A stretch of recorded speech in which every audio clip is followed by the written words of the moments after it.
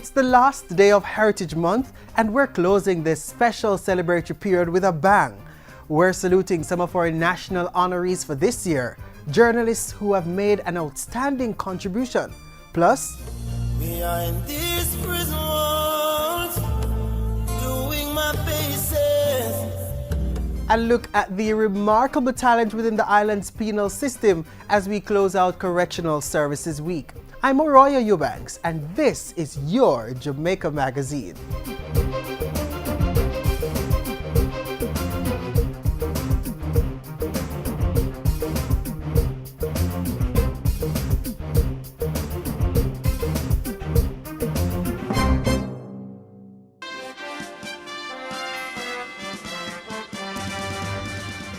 Fiscal consolidation. The centerpiece of the program has been the need to reduce our debt. Business reform. Make sure that we transform Jamaica to make it a place to do business easily. New and existing businesses will benefit from streamlined regulations and processes. And pursuing strategic investments while protecting the most vulnerable.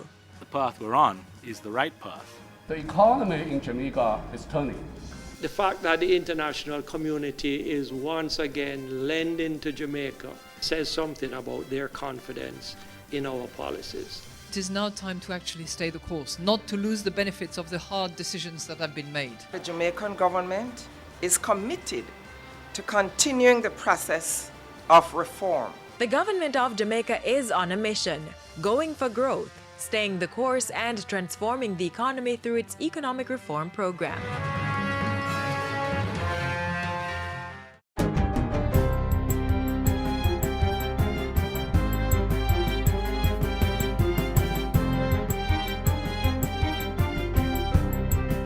Good day, I'm Carrie Ann Smith, and this is your JIS News for Friday, October 31. The Ministry of Health has intensified its public education program on Ebola.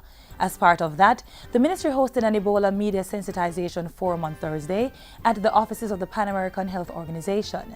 Information Minister Senator Sandra Faulkner urged media practitioners to ensure that they support the process by providing the public with correct information. All of us, it's our business. And so we all have a role to play in making sure, first, that we can screen it out and it doesn't get here.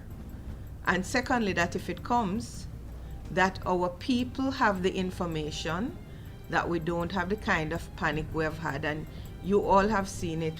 We know of the case in Mandeville. At the media forum, the health ministry circulated Ebola guidelines and protocols and demonstrated how to put on and take off personal protective equipment. PAHO WHO advisor on disease prevention and control Dr. Kam Swan Mung explained that proper protocol, early detection, quick rehydration and supportive care would be key in handling cases successfully. Meanwhile, Acting Director of Emergency Disaster Preparedness and Special Services Dr. Sonia Copeland said cremation would be the preferred method of disposing the bodies of persons who die from Ebola.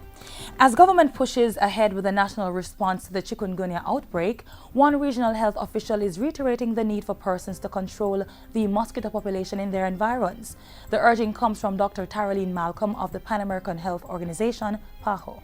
There's evidence that have documented that it's spread by the mosquito. The main way to control the spread of the disease is to target these mosquitoes, to identify the source of the breeding. The PAHO representative was a guest on a GIS special panel discussion aired on television this week. The program is an initiative of the Ministry of Information and the Office of the Prime Minister.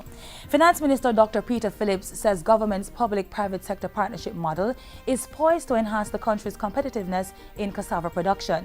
Through a lease agreement with the Agriculture Ministry, Red Stripe will be cultivating 2,400 acres of cassava to replace 20% of the imported barley used in its beer production. The initiative will also employ 2,400 persons and represents a $150 million investment in local cassava production, which Dr. Phillips says will make Jamaica more competitive. While touring Red Stripe's cassava farm in Bernard Lodge, St. Catherine recently, he said the investment would be bolstered by recent changes in the business environment.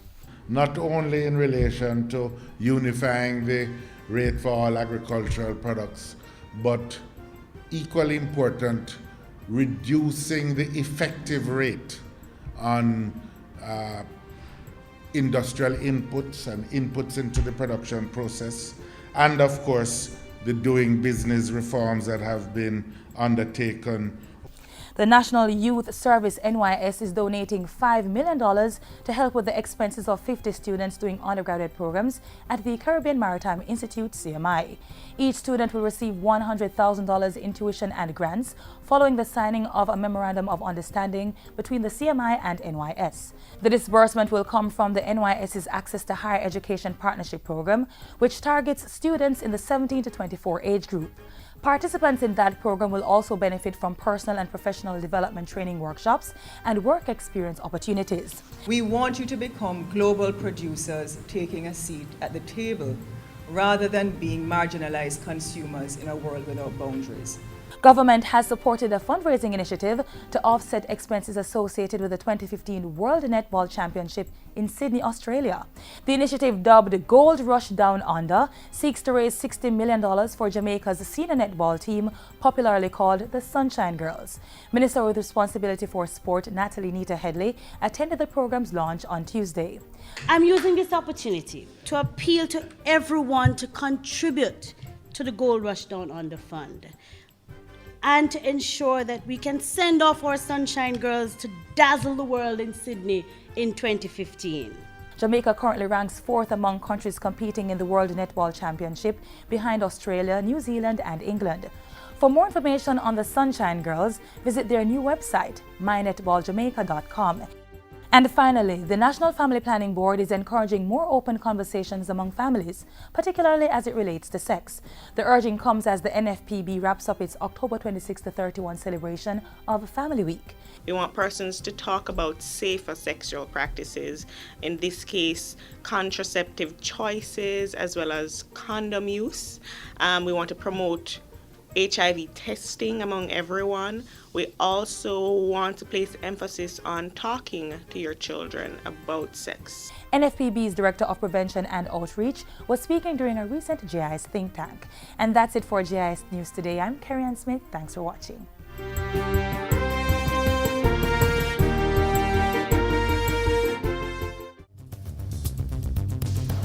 There is no vaccine for the chikungunya virus. If you've been infected, take paracetamol such as Panadol, Cetamol, and Tylenol to reduce pain and fever. Sleep under mosquito netting and get plenty of rest. Take showers or sponge baths in room temperature water to lower fever, especially in children, and drink lots of fluids to prevent dehydration. If your symptoms worsen, go and see a doctor. Do not take aspirin as this could cause bleeding, and never use rubbing alcohol. To learn more, call 1-888-1-LOVE. That's 1-888-663-5683. We are closing out Heritage Month with a salute to some everyday heroes in the field of journalism.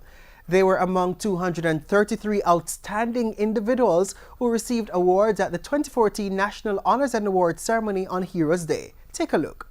If I could reach higher, just for one moment touch the sky, from that one moment in my life. At the 2014 National Honors and Awards Ceremony, 4 journalists were awarded for their distinguished contribution to the profession. Among them, 2 gentlemen who, combined, have contributed a little over 80 years to the field. Desmond Lloyd Allen, for sterling contribution to the field of journalism. Desmond Allen has 41 years in the field of journalism. The current executive editor for operations at the Jamaica Observer, he started his career in journalism at the Jamaica Gleaner as a trainee reporter in 1973. During his long, illustrious career, he's held several of major posts, including the founding editor of the Jamaica Observer between 1992 and 1996. As well as Director of News and Information and later Executive Director of JAMPRESS, which merged with the Jamaica Information Service in 2000. I love what I do.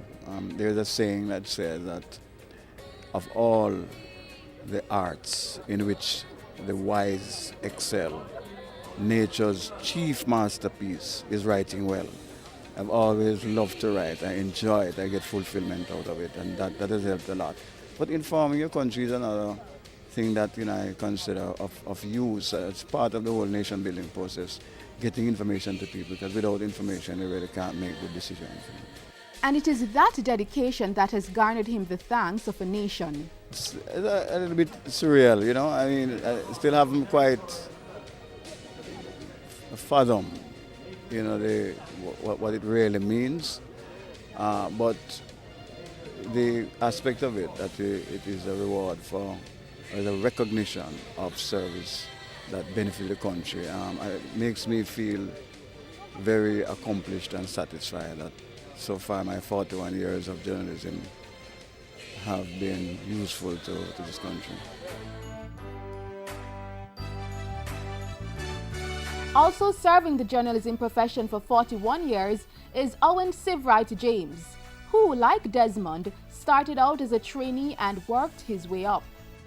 I started my career at the Gleaner in 1973, and I must confess that in the early years I was somewhat of a truant. Jack Anderson took me under his wings in a rough manner, but caring, that mentorship under very unusual circumstances.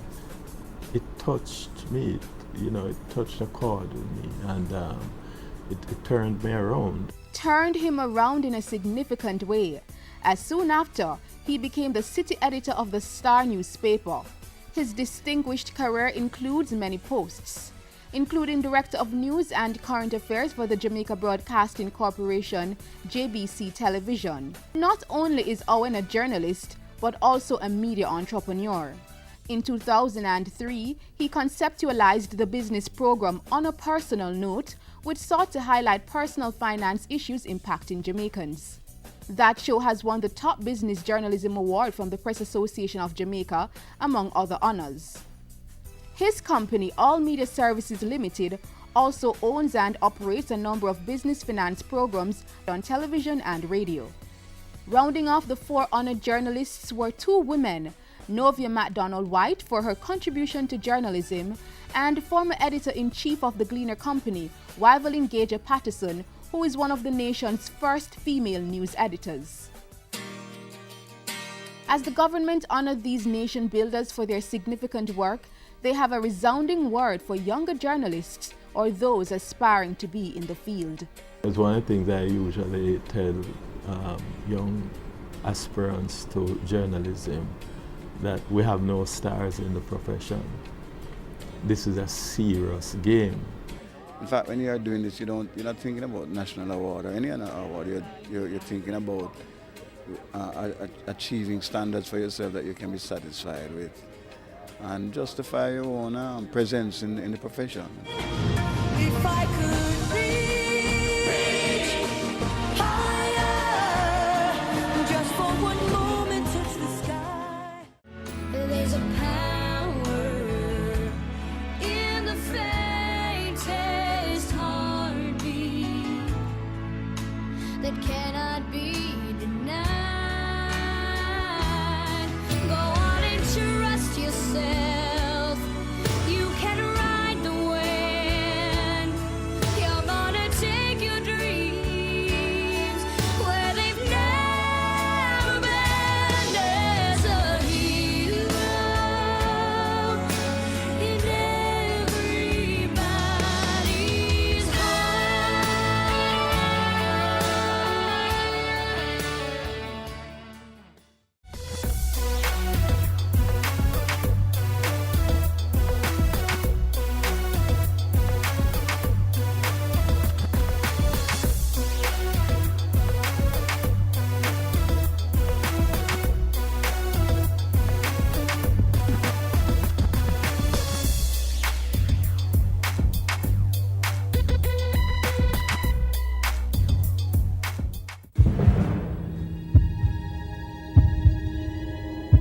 What are you doing to help the fight against crime?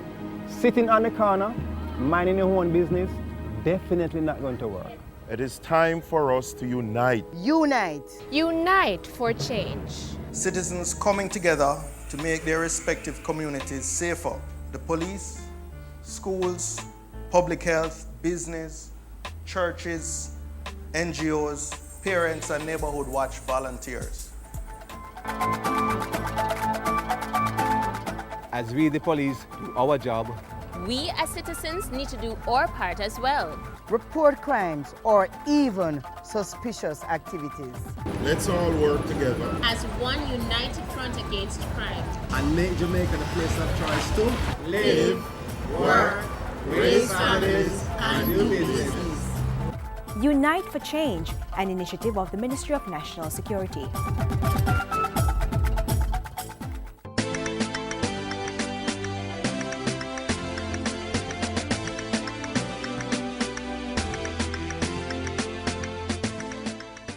It's Correctional Services Week, and to mark the occasion, we're sharing some good news from the Correctional Services Department. Feast your eyes now on some exquisite works of art, creations from inside the island's correctional centers.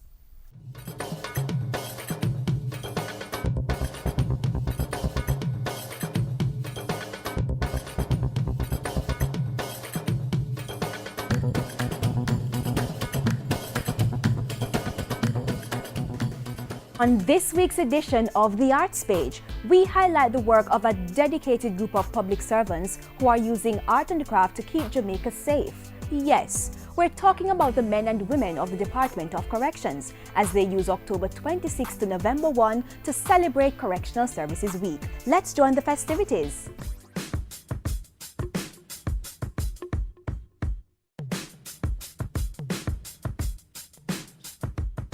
A major part of the work of Jamaica's correctional institutions is providing avenues for self-improvement among the incarcerated. A popular arm of that push has been the use of skills training in art and craft as a rehabilitation tool. And every year during Correctional Services Week, Jamaicans get a chance to see and even buy some of the items produced by persons on the inside. This year is no different. On Tuesday, October 28, the department mounted a mini exhibition at the Horizon Remand Center. These activities, expositions are important because they showcase what it is that our wards and our inmates do within our correctional facilities. They show the talent and the potential. Beautiful paintings, exquisite jewelry, sturdy furniture, delicate clothes, bed linen, and everything for the home. You name it, they had it. And appreciative stakeholders eagerly bought the exceptional products produced by inmates and wards of the state. I feel great about this. This is the greatest part of my job because I strongly believe in rehabilitation, and this is our output, which is the most important part. When the inmates can see actually what they make, especially where most of these things will start from a class format, so when they can see the end products, it is really rewarding, and most times that's when we get more people involved. Just in case you missed out on the exhibition at Horizon, be sure to stop by the Spanish Town Prison Oval on Saturday, November 1 for your chance to cop these items. Exhibitions open at 10 o'clock in the morning. And if you are uncertain about supporting the Made in Jail and Extraordinary brands, this is the #1 way to fight crime, because if you can get all people that you people class out as criminals involved in these things by supporting them, buying things that's made from the prison instead of things that are imported, I think that's the way to go. They would have served their time, and so when they come back out, give them a second chance. Create the kind of environment that says, I believe that you can change or you have changed. Family support too. Give the support that is necessary. Not because they're incarcerated, they have various abilities, they can be whatever they want to be. Until next time, this has been The Arts Page.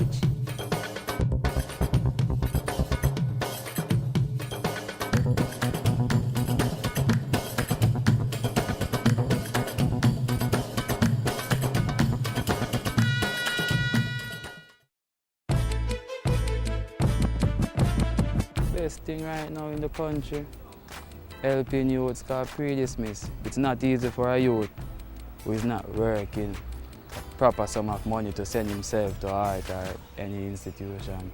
So CSJP now funding you, because when more time them tell you the figure, miss, how much it costs, we could find that amount of money. So what they are doing, miss, wonderful. In our community, I might have section which divided up. So when all of us now start to go to class together, miss, starting You have people say we are going to sit left, some are going to sit right. But you see, by weeks and weeks after, all of us just come as one, miss. You even start running both together, miss. When you start know a thing now, it's different from when you're not knowing. Because growing up, I always hear people say, don't go there, so don't go there, so I rate it. But knowing each other now, miss, you really see that it is not as our people put it at times. It is different. The Citizen Security and Justice Program, CSJP, an initiative of the Ministry of National Security, promoting peace and building communities while empowering the lives of unattached youth one day at a time.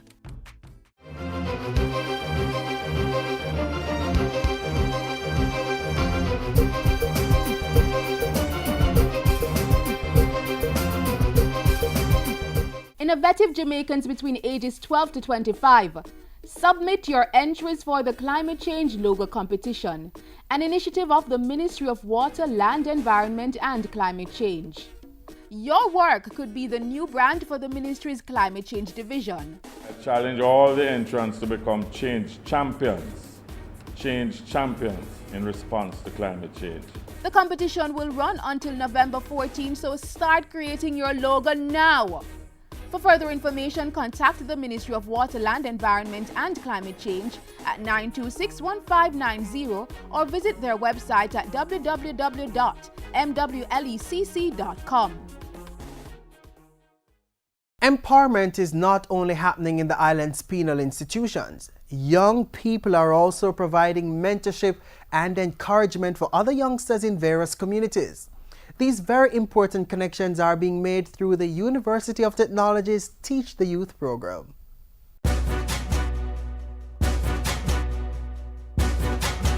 Every year, student volunteers from the University of Technology march out into the communities beyond the confines of their campus.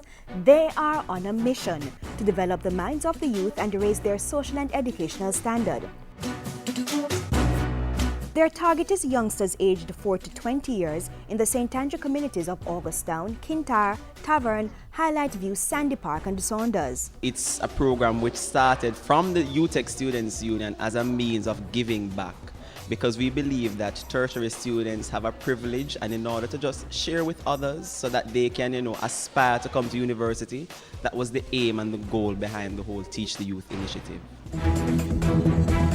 This annual summer program provides a constructive way for youths in these marginalized communities to spend the long days of summer. From early July to late August each year, they all gather Mondays to Thursdays at selected centers. For about 6 hours each day, they are engaged in English, mathematics, information technology, personal development, and entrepreneurship lessons. This year, the participants also benefited from mentorship, remedial classes, and sports, among other holistic development activities. For most of them, we take the time to teach them some basics that maybe they won't get in the classroom setting. And the program is actually free. The teachers give us a better understanding of what to do, and everyone interacts with everyone. Everyone tries to help each other, and we all try to be a better person at the end of the day. The program has come a far way. Back when it started in 1999, only one community could be accommodated. Now, more than 800 young people from 6 communities are getting support to improve their lot in life. To ensure the young UTech volunteers can continue this worthy program, the Jamaica Information Service has been offering its support since 2013. Volunteerism is such an important part of growing up, of taking your place in the nation. We need so many more young people like you, and we congratulate you, we applaud you for what you are doing. JIS assisted with the communications needs of the program, as well as sponsorship and sourcing professionals for the empowerment sessions. For 2014, the initiative was driven by the theme, Seize Your Dream, Wake the Hero Within. Participants were pulled to reason on the dangerous habits that can prevent them from realizing their dreams. Habits like drinking, smoking, gambling, early sexual activity, and drug abuse. Don't smoke! While they were urged to resist those habits, the young people also benefited from powerful lessons on self-assurance and were encouraged to look beyond their present challenges. Whoop people broke and still go to school. Whoop people go to school without lunch money. and them just quiet and them drink some water and them go through and them go home and them do well. Because you see, if you're broke, you don't have no money, that is when you need to go to school. So that you don't spend your whole life broke. It's when it gets tough that you need to step up harder. The UTech Teach the Youth program, volunteerism in action, young people reaching out to other young people, giving them a hand so they too can realize their dreams.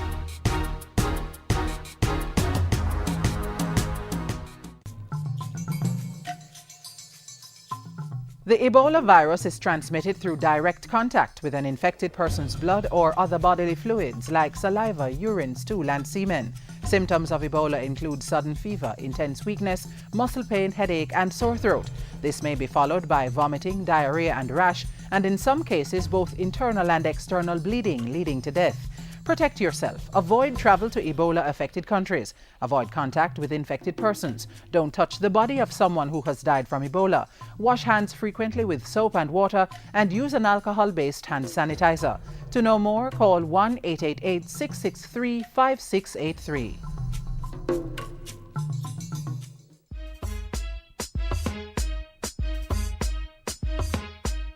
Wet hands with water. Apply enough soap to cover all hand surfaces. Rub hands palm to palm. Right palm over left dorsum with interlaced fingers and vice versa. Palm to palm with fingers interlaced. Backs of fingers to opposing palms with fingers interlocked. Rotational rubbing of left thumb clasped in right palm and vice versa. Rotational rubbing backwards and forwards with clasped fingers of right hand in left palm and vice versa. Rinse hands with water. Dry hands thoroughly with a single-use towel. Use towel to turn off faucet. Your hands are now safe.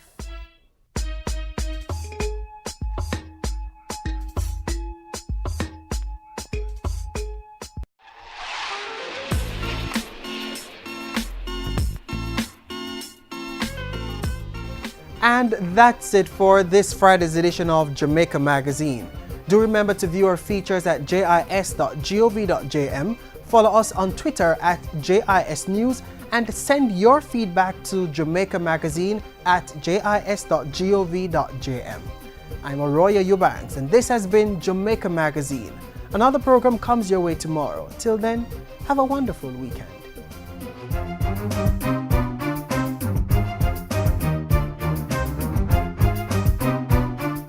This has been a production of the Jamaica Information Service, the voice of Jamaica.